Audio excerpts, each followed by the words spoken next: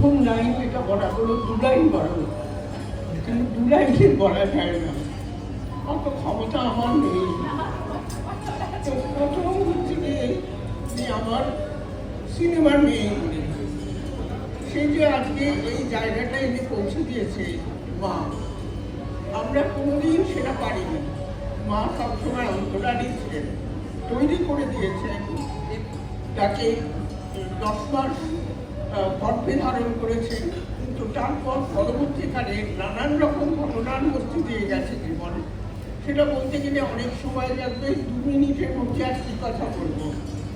তো এই স্ট্রাগলিংটা মার। তো আমি একটু আগে যে শিক্ষা দিতে যে কবিতা পড়ে, সেই কবিতার একটা কবিতা আমি বলি, ছোটবেলার কবিতা, মার কাছে শিক্ষা। খেতে বসে চোখ লালু নিজ কাছে রাখিতে, মাথা চাও নিতে দেখে মা দিয়েছেন কাছে। মাছ ভাজা ছোট কেন এই বলে কাঁদুনি, আমাকে যে পুরো রুচি দেয়নি তো রাঁধুনি। মিষ্টির পাশে লক্ষ্মীর পাশে দেখো রুচি দুটো কি ফুলো, করবো আওয়াজ মা মন্টু কিছু হলো।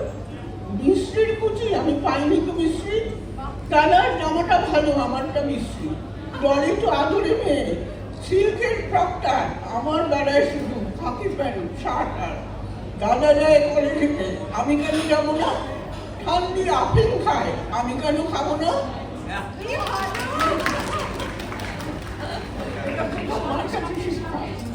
তারপরে তো নানান রকম সবকিছু মার কাছ থেকেই শিক্ষা পেয়েছি। এমনকি এটাও, তখন সিনেমাটা খুব ভালো ছিল না, সিনেমা জগৎ সকলেই বলতো খুব খারাপ, কিন্তু সেই সময় মা বলেছেন যে না, আজকে যেটা খারাপ বলে মনে হচ্ছে পরবর্তীকালে সেটা খারাপ বলে মনে হবে না।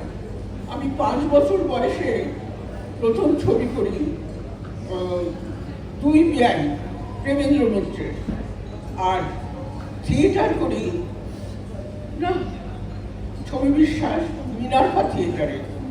তো এই আমার শুরু। তারপরে আপনাদের সকলের শুভেচ্ছায় আজকেও এখানে আছি। নমস্কার, ধন্যবাদ।